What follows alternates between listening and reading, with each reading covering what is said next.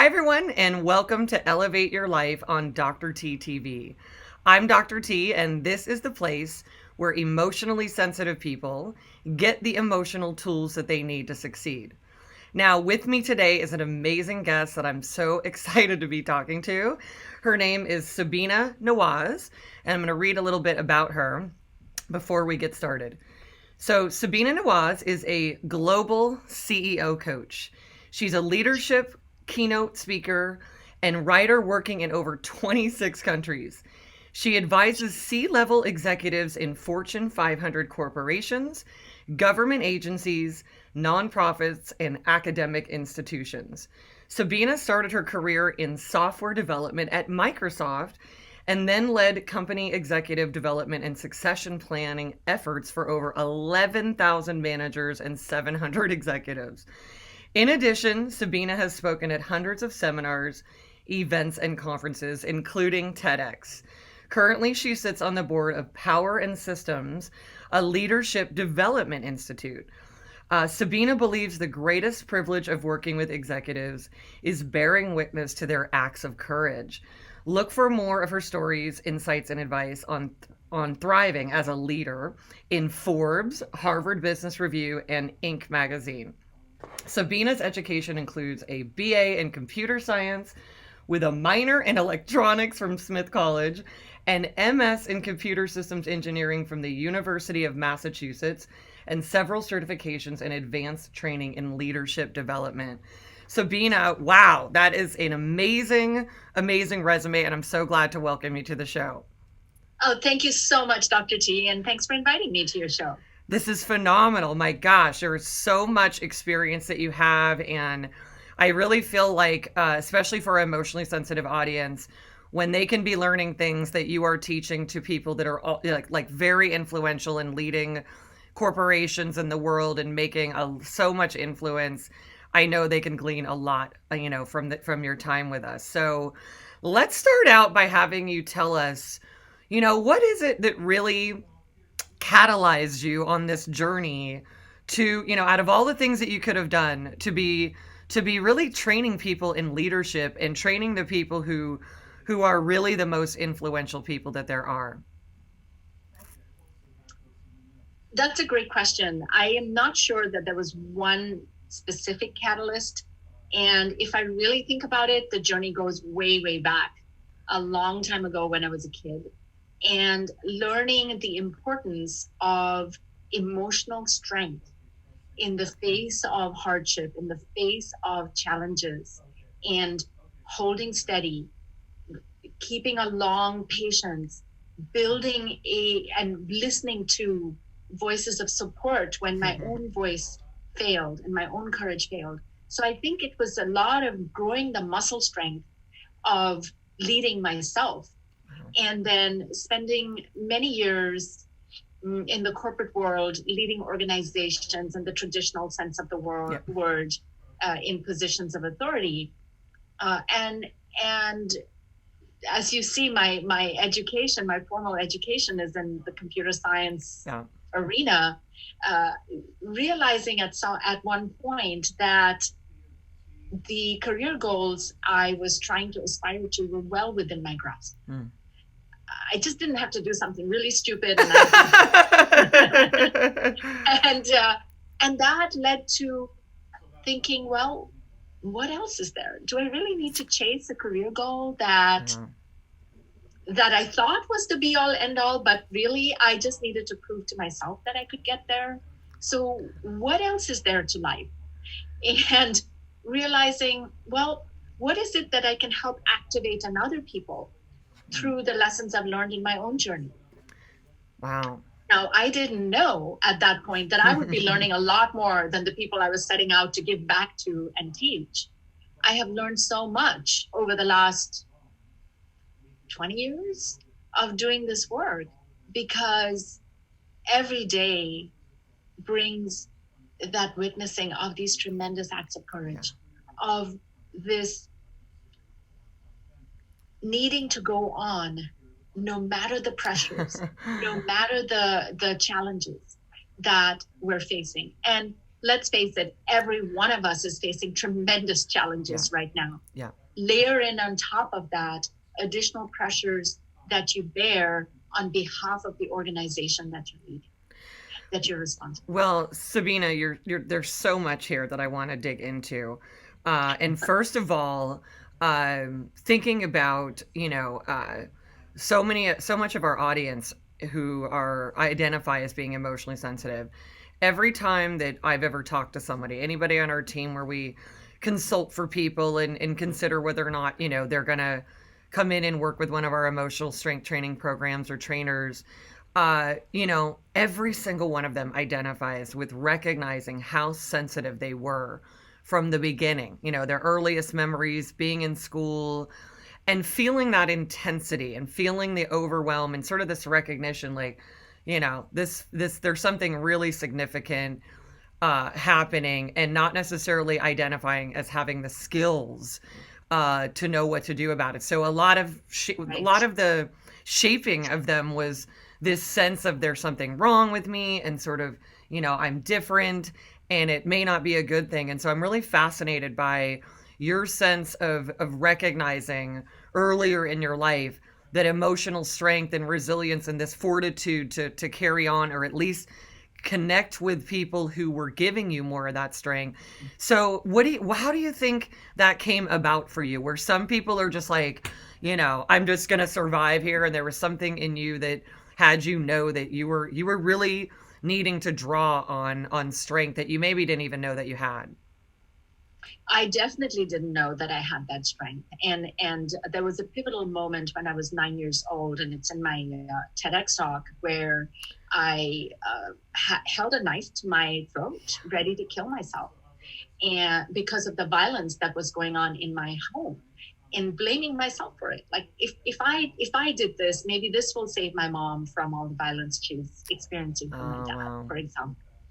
And at that moment, stopping with the knife's jagged edge cutting against the skin of my throat and going, okay, so here's this other guy every morning at breakfast who runs errands for us, has no education, uh, is working in the factory where my dad helped him get a job.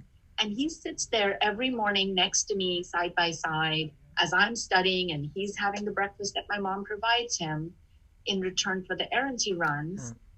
And he expresses this unquestioned confidence in me that I'm not only going to make it, I'm going to make it big.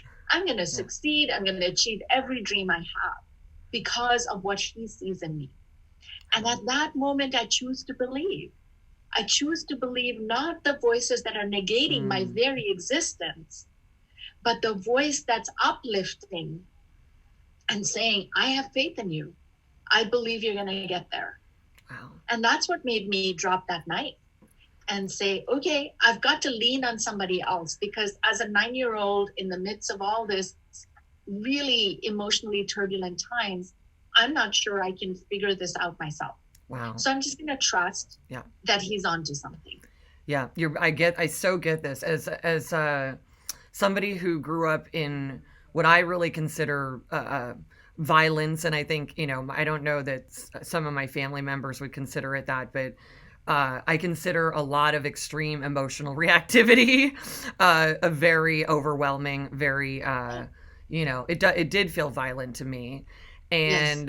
And yet something in me, and I've been grateful for this my whole life. There was this sense that, this isn't who these people are. These people that love me, these people that I love, this isn't who they are. This is a pattern. This is an emotional process that's going on. And I was Mm-hmm. able to separate the people in my life from the process, the emotional process that was happening to them.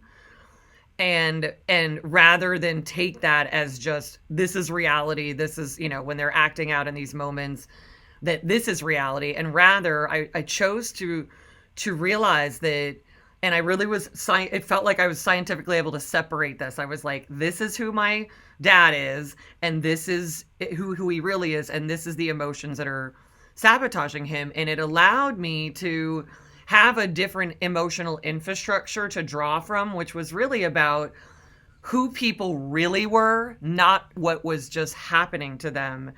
And so I really appreciate what you're saying. And I invite so many, of our audience to do so, to just really recognize that whatever framework you were operating in or have been, that there are other frameworks. And sometimes it's somebody else's perspective that is a framework that you can borrow.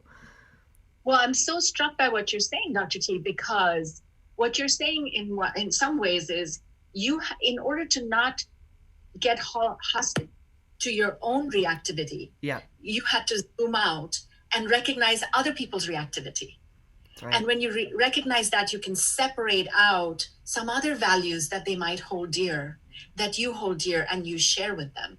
Yeah, and isn't that wonderful in this time of great divide, especially in North America, where past all that reactivity, past all that polarization, where do we join in values? Where do we join in the common human shared experience? Yeah, what are our and for us really here at Dr. Tracy Inc., it's all about what are our shared intentions? What are the shared intentions? Because, to the point right. that you're saying, there are those moments in life that if you are on the way, that if you're, without even realizing it, if you're sort of absorbing a framework that somebody's in, whether they know it or not, and that can be a very reactive framework, right? Because we've all been multi-generationally, there's been a lot of turmoil and a lot of turbulence, and so there's been a lot of reactivity. And if people are in that reactive framework and they don't even realize that that's a thing, it's very easy to absorb that. And, I think we can all agree that reactivity is catching. It's very infectious, and it is like a chain of reactions, but intentionality is just as infectious. And so to your point, where we find, right, I just feel like where we find those common values is by talking about what are these things that we are shooting for and going for, that I feel like for the most part, these things are all the same for people. The highest levels of them, the details and all of that and how we carry them out vary in our unique purposes and contributions. But don't you think it's really, we all really share a great deal of the intentions? Absolutely. Absolutely. Really well said. Yeah. So thinking about this moment for you, Sabina, where this catalyzing moment where you had that sense to essentially adopt someone else's perspective, and as I really see it, like a framework for life, and begin to utilize that, does it make sense to you kind of that like you begin to shift your own self-concept? Completely. I often tell people, when you find yourself, particularly when you find yourself convinced about a certain concept, a certain self-concept or a certain other concept, they're evil, they're doing this to me, or whatever it might be, make up 3 different stories, make up 3 different concepts.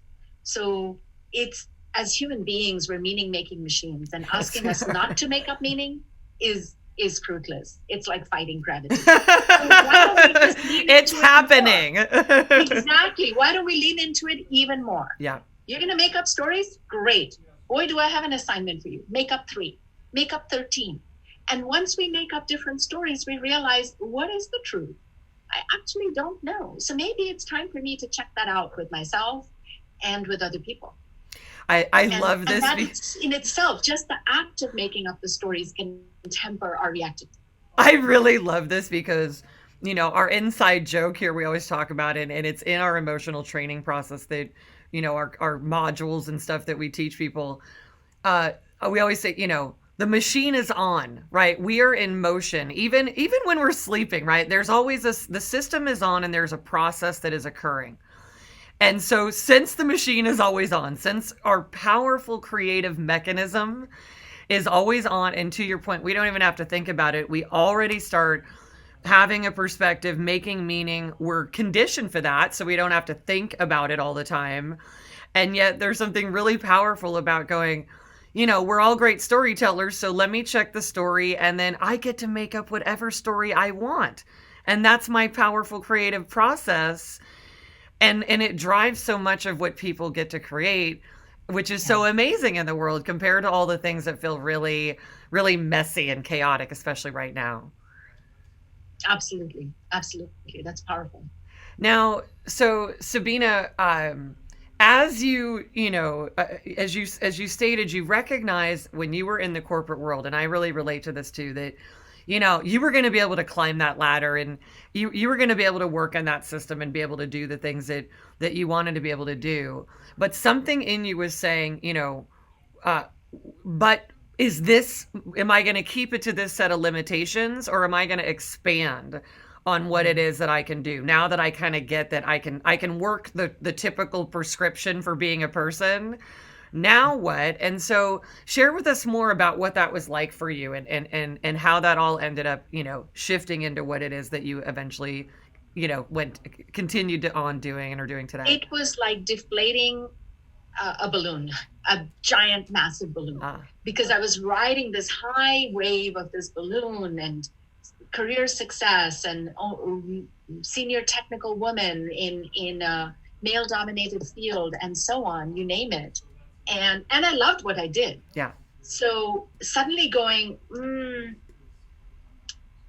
I want a different balloon, or I'm not even sure it's a balloon. So it's like, dang, what do I do next? And then it was taking a huge leap of faith to trust that when I deflate this balloon, there's going to be something else that I can float away on, while keeping my feet firmly planted and grounded in who I am and the possibilities that I want to bring into the world. That was, of course, made easier for me because my boss at the time said, my door is always going to be open. Oh, wow. So anytime you want to come back, you just say the word, hate to see you go into HR and doing all this leadership development stuff, which is important, but we really need you here. So I had a wonderful safety net to go back to when I made that transition. Got it.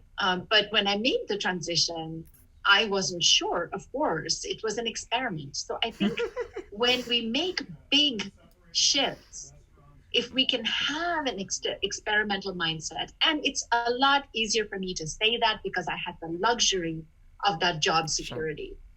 So of course it was easy for me to say, yeah, I'll just dabble in this. I'm just going to experiment with this. But if we could have that experimental mindset to say, I'm not sure how this will unfold, but I'm willing to give it a run.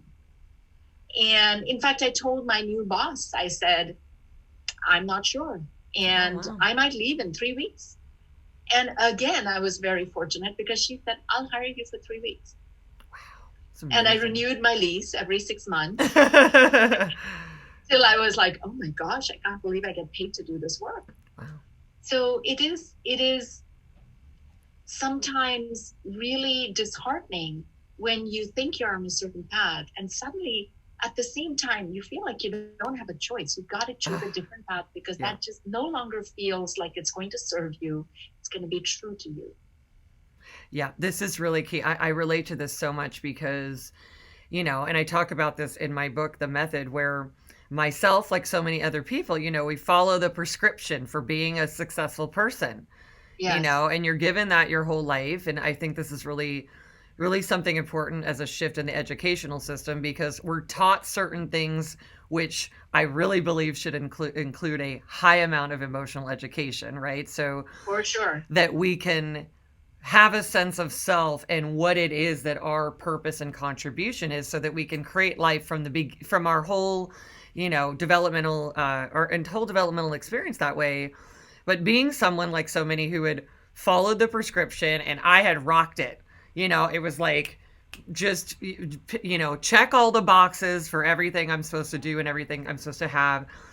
And it was great. It was awesome being successful. I was essentially, in corporate training and training managers and really being a psychologist before I was a psychologist. And yet there was something in me all the time going, even though I'm in this system and I really appreciate the infrastructure, I could see the part of me that was really the me in that system. And like, what if I didn't need to do all this other stuff just to get to do this stuff that is really the gist of who I am and what my contribution is really about in this life. And yet it's very, so many people feel safe in that infrastructure. They feel like they need it. They need the healthcare, all of this stuff. And I think that's a, whatever they call it, the golden handcuffs, or I think that the golden handcuffs, I think it's a real, that's its own, way that somebody's self-concept gets really limited. So I like hearing from other people that were like, well, this is awesome, and yet this isn't really actually my truth. And is that kind of how it felt for you? Absolutely. And I think that there is a time and place for some of it. Because initially, when we're starting out, I certainly needed more of a prescription. Yeah. At 20 years old, I didn't have a great sense of judgment on things. And so a prescription was really helpful. And then there came a time about a decade later where I needed to make a pivot. And that pivot was from prescription to perspective, to step out of it, to zoom out of it, and really put it all in perspective and say, whoa, there's a much broader landscape here from the top of the mountain than this one path on the way up to the mountain.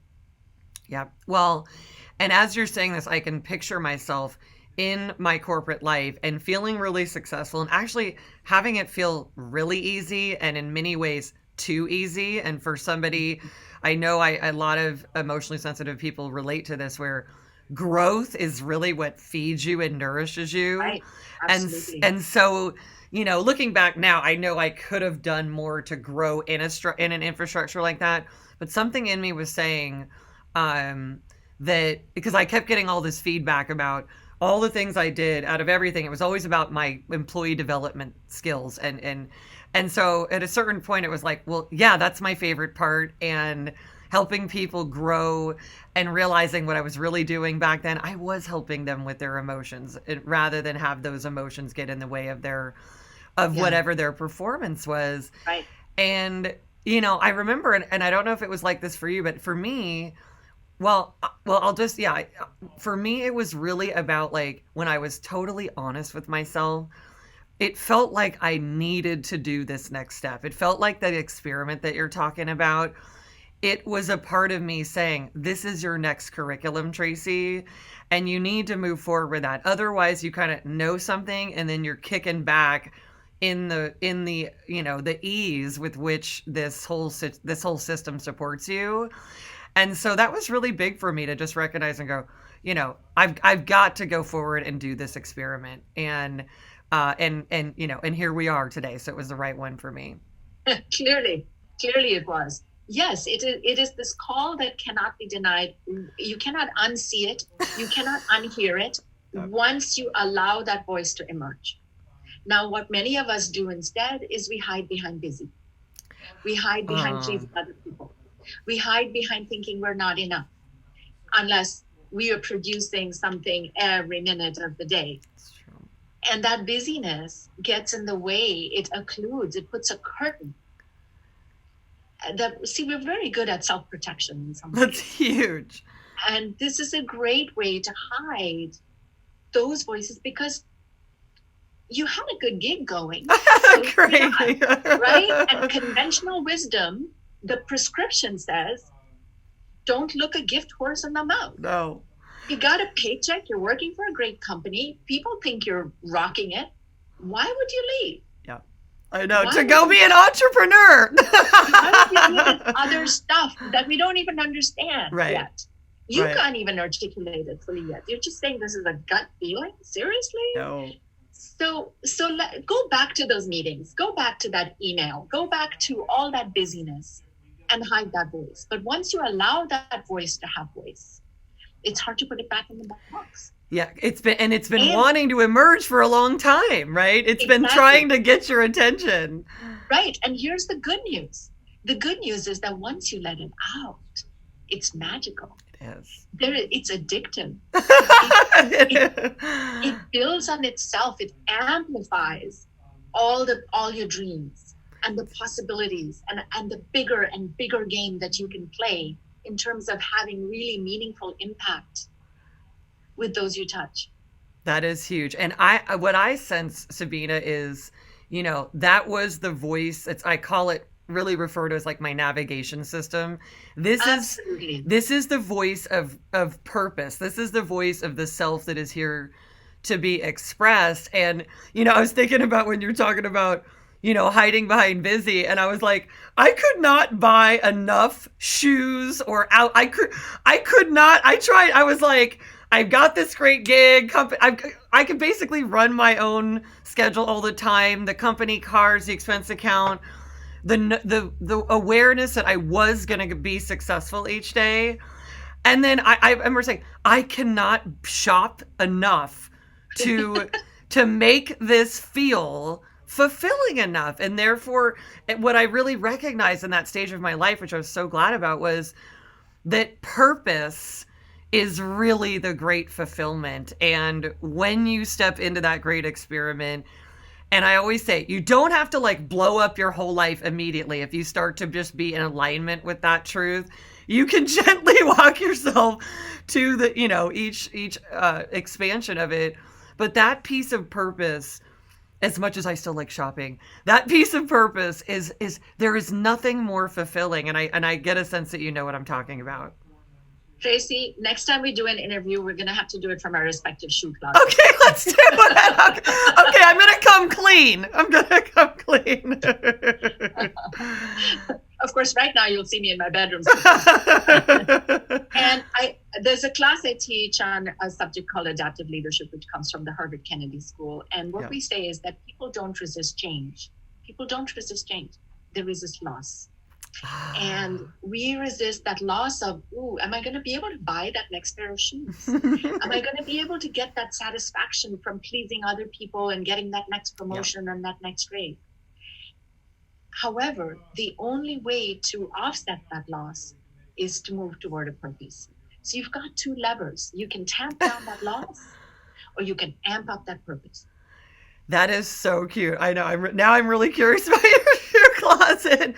I love this so much, Sabina, because I remember at many different pivot points along the way in my emotional transformation, including things like recognizing that living my purpose in not just in like wishing, but in actualizing it and materializing it, expressing it, was going to be better than any pair of Jimmy Choo shoes and any tub of Ben and Jerry's, which is really saying something. And I just say that I can't eat enough of this.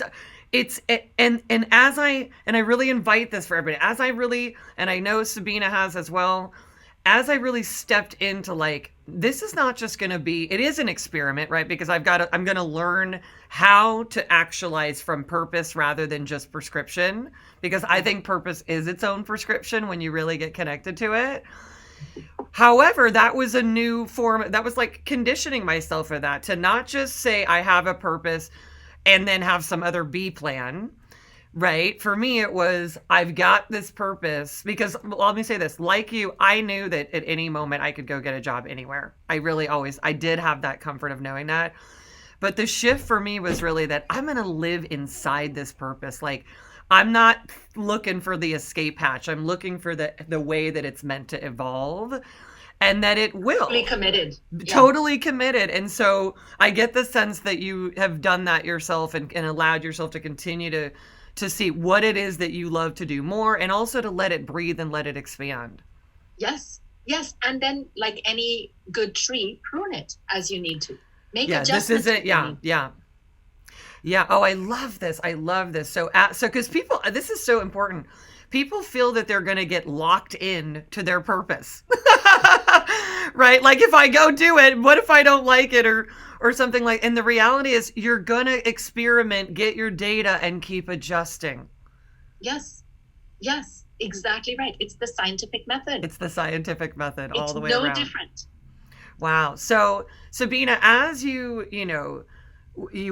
stepped into that experiment and you've continued on the path and all of these amazing things that you've done and what you've influenced, knowing, what it's like to influence leaders who are influencing very important systems in our world. What have been some of the things that you've really connected to as the real primary parts of your purpose, the things that are the core stuff that is your biggest contribution? Because I know you do a lot and there's a lot of detail and a lot of facets of it, but what are those really core things that you feel are really what you're here to do and what you're here to teach? I think for me, that journey started with getting clear on my values and continuing to refine those first. Huh. What are the things that I really value, really, really value? And for me, those are about surfacing the truth, whatever, and there isn't a truth, Yeah, yeah. but being as real and honest as possible. It's about love, it's about time, and it's about equity. That can I find it in myself, in my little self-serving self, to treat the man who's standing on the corner of Main and Prospect with a hat in his hand for some spare change, and the man in the corner office the same way. And when I can ground myself in all of those, on my best days, when I'm not hungry, I've tanked up on my Ben and Jerry's. You got your shoes on. Yeah. Yes. And I can really ground myself in those values. My purpose really comes to light. And that purpose is to spark that light of courage in every human being on the planet, no matter who you are.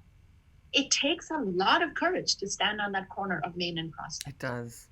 Yeah. It takes a lot of courage for somebody who know they're going to the Alzheimer's route and are moving into an assisted living facility like my mom did. Yeah. It takes a lot of courage to be a CEO where people have anonymously blasted you on Glassdoor. It takes a lot of courage to live. It does.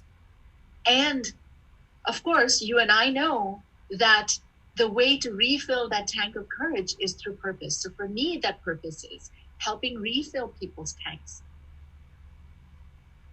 through purpose, through finding the courageous path forward, through showing up courageously, despite that pounding heartbeat. So I often say, I'm paid to raise your heartbeat. That's so cute. Because leadership is not rocket science. Yeah. It's actually showing up with courage, even though you're afraid, when your heart is pounding. So let me increase your heart rate. Wow. So that you can then go do the real things you're supposed to do. You can tap into who you really are, that inner strength, that courage. I love this so much because I say, it's not rocket science, it's emotional science. It is. It really is emotional science. So definitely, Sabina, this is why, years ago, I just recognized that all the things that I was sort of naturally studying and naturally doing, and then so into developing and understanding, it really felt to me like its own domain, that emotional science and understanding that and how it all pertains to leadership, and to me feels like one thing.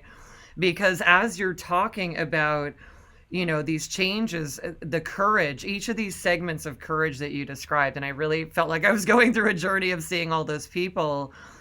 To me, this is about the emotional foundation that people need to develop, and they do develop as they move through what is heart pounding reactivity and whatever they need to do to move past the emotional barrier and stay connected to the outcomes that they're intending, or that people are counting on them for.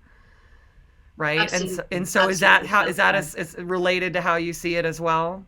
Yeah, very well said. Very well summarized. Yeah, exactly. So that's really something. And I really want to bring this so much more to light for everyone, because I think, emotions and working on your emotions and really understanding that even working on your leadership is really working on your emotions, right? Whether it's leading yourself or leading others, it's really learning to navigate your own patterns and your own, all the different thought systems and things that we're talking about that could come up. And I joke a lot that emotions they've got a bad rap, and they need a new PR agent. And that's what I feel like I am. Right. That's awesome. So it's like, we need some new PR around emotional intelligence and emotional resilience and emotional strength, and what it means to even study that within yourself, and what is going on at these moments where you're trying to create and you're needing to create, and also people are counting on you to create these outcomes and move through whatever it is, because we all know in reality it's not really an option, and somebody's going to end up doing it. And so I really love when I look at leadership training and all that, I'm thinking, really, I know what you're doing. You're helping. I know in your work, you're building a stronger emotional foundation for leaders.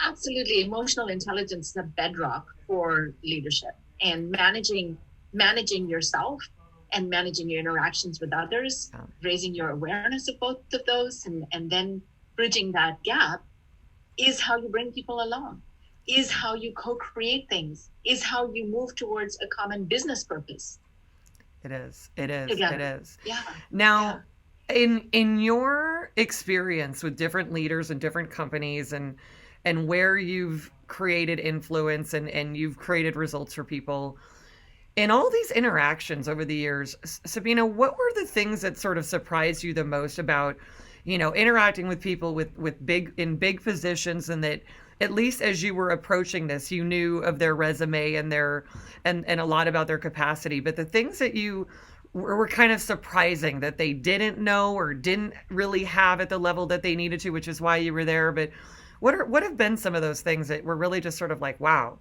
I didn't realize that this was going on to this level. Three things. First, it surprised me that the people around them were afraid of them. Yeah. So it had never occurred to me to be afraid of anybody with a big title positional power. And I was running this event in Portugal, where the timing of things is different from the timing in North America. And I had a tight agenda and plan, and I was like, so we're going to get started at 9, correct? And they were like, yep, we will. Well, at 3 minutes to 9, the CEO wasn't there. And I asked the head of HR, where is the CEO? And they were like, oh, well, he's having breakfast with the team over there. And I said, well, it's T-3 here. What are we going to do? And I said, okay, so I'll just go ask him to get here, because of course everyone else will follow. And I was really surprised that the head of HR said, oh, you're the only one who could make that ask. What do you mean? Well, nobody else would dare ask him to do that. Oh, wow. Seriously? What's wrong? What's wrong? Why? He's just another human being. So that's one piece. And that led to my second realization that no matter your level of experience, no matter your title, no matter your level of accomplishments or the number of letters after your name, we're all human beings. We're all human beings. And so we all have doubts, insecurities, passion, purpose, all of those things. They're not different from one to the other. So that's a second piece. And the third piece is that the stories people make up, and this is related to the first one, are not about people in positions of authority, are not always mapped with the intention that that person has. Look, unless there's lots of many things that are going wrong or broken inside somebody, most people don't wake up in the morning saying, let me get up and be an evil person who makes life miserable for all of my employees. Right. Yet many employees attribute evil motivation to their CEOs, to the people in positions of authority. So what happens there is a huge loss of translation. And why is that? Is that because this person is expected to be perfect and they're on a pedestal and they're in a fishbowl so we can see everything they're doing, and we forget that they're human, and as humans we're all deeply flawed? Is it because we all have complex relationships with authority and we project those onto the current authority figure? Yeah. Is it because we give over high credence to people in positions of authority? And of course, they have a lot of control over our fate. Yeah. So maybe it's wise to do that. And so we are taking every twitch of the eyebrow the wrong way. It's probably a combination of a lot of those and then some. So those are the three things. This is so important because it really speaks to this realization that I've had for so long that it's the emotional environment that is limiting us in everything. It's the emotional environment that has the ability in our own self and other people to expand us in a limitless way. And it's the emotional environment within us and around us and other people and all the dynamics between them that has the ability to just hold us back in big ways. Because this example of where somebody can't say, feels like they can't say something to somebody, what progress can be made there Yeah. if we feel like, oh, I'm too scared, or then the emotional reaction will be too overwhelming. And this is, of course, why I help people understand how much emotional reactivity is really happening, or trying to Yeah. be prevented, or Yeah. really limiting things. And it really is, to me, why uh, also getting honest with ourselves about the fact that it is an emotional process going on, because we do talk about it as many, many different things. And it is also, when we're getting real honest with ourselves, it's about the emotions that we're having and being able to examine them and not have our emotions limit everything, but have our intentions expand everything. And so that example, that's really, I didn't know what the answer was going to be, but that's really, really powerful. And I just think of it, invite everybody that's watching to think about whether or not you are having your emotions limit you from what it is that you need to connect with people on, or people around you, you're recognizing that you're letting their emotions limit something. Because I don't know, Sabina, I think we probably share a similarity in that we get paid to tell people the truth that other people are feeling emotionally afraid to tell them. Mm-hmm. Mm-hmm. Mm-hmm. Does that connect Absolutely. for you? Yeah. It Absolutely. makes me think of, working with a physician who's one of the top physicians in the world in the area of cancer, and and then, thinking of your acts of courage, really courageously in a session, being able to say to him, did it ever occur to you that you're very, very intimidating, and people are not telling you the truth, and therefore you're not getting to get the best out of the situation the way that you want to? And this was something he had never really even considered. And it was hard for him to consider that, but this is the kind of thing that then leads to, a next level of emotional impact that he can make in a system. Um, so this is so fascinating. I want to learn so many things from you. But a few more things, Sabina. What would you say people should know about, if they were to either work with you, or somebody's watching and they know that they need to get people connected to you because they need to be following what you're doing? What would you say people will benefit from being in contact with you or potentially hiring you? What are the things they can expect? They can expect to not see things the same way again. They can expect a shift in perspective, those multiple stories that we talked about, multiple ways to look at what their reality is. Often when people are stuck, they go, I've got to go from point A to point B, and the path seems untenable. And together we explore, why not X, Y, Z, 29, gamma, tilde, delta, all Yeah. these different ways to get there. So they can expect a shift in perspective. They can expect a growth in their muscle strength of courage. They can normalize some of the things they're going through. I have a client who only wants to meet with me every Friday these days. And she uses part of the session to say, what have you learned this week from your other clients? Because the first time I told her, gosh, Wow. everybody's struggling with X or Y in COVID times. She's like, really? I thought we were the only ones. So it's really helped normalize for her. This is what happens in organizational systems in the face of crises. So those are some of the things That's people can amazing. expect. I have never heard that before, but that is so phenomenal, because even just thinking about how, when you're working with clients all week, how each client also supports the next level of work that you're doing, and you're getting this beautiful vantage point of the themes and rhythms of what's going on. And just thinking, like, that is a brilliant question. Like, what are you learning from your other clients? That is really phenomenal. Um, Sabina, how should people get in touch with you? What are the ways? I know they're going to want to. I just could keep talking to you about all of this stuff. So I want to follow, and I want to have everybody know how they can keep track of you. Well, Tracy, many different ways. If they just search for me online, they'll find all of those. Twitter, Sabina Nawaz, Instagram, Sabina Coaching, LinkedIn, and also to go back to what am I learning from different clients and my Friday client, I found that I'm writing with a much greater frequency right now because things are changing so much, and Yeah. it's like we're in hyperdrive mode with time. In one way, things have slowed down, and in another way, our learnings are just Yeah. ping ponging in my brain. So if you want to keep up to date with the things that I'm writing about right now around leadership, just email info@sabinanawaz.com. And if you mention Dr. T's show, I will also send you a one-page resource guide on how to be resilient in these times. Oh, that is awesome. Thank you so much for that. You guys, everybody just get on that right now. That is really important. Sabina, as we wrap here, I want to ask you a question that I ask on every interview, um, and it's one of those that I know people could answer so many different things, but I love to see what answers I get.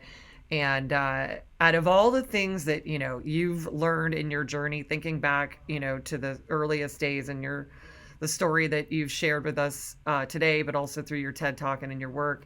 If this were, for whatever random reason, the last moment that you could give a message to the world, and this was going to be the message that they would carry on into the generations, and they'd say, this is what Sabina taught us, and they'd implement this into their life, what would that message be for them? That is such a great question, and it's so hard to choose. Given the number of shoes I have. I would say it is about telling yourself you are enough and that you are no smaller or bigger on both ends of the spectrum than anybody else. Wow. That because the bigger we make someone else, the more we shift power from ourselves to other people and the smaller we play. So tell yourself you are enough so that you can bring your biggest self to the world. Amazing. Sabina, this has been so awesome and so fun. I'm really looking forward to us hanging out next time. And I've already got my plan. And I just want to invite everybody that's been watching this episode to just take everything that Sabina and I have talked about today and just really receive it into your hearts and into your soul and into your cells. And so that you can really internalize it and implement it in your life and really grow that emotional strength that you need to succeed. And in between now and when I see you next time, just really build that emotional strength and know that you are enough. Thanks for being with us and take care. Thanks so much.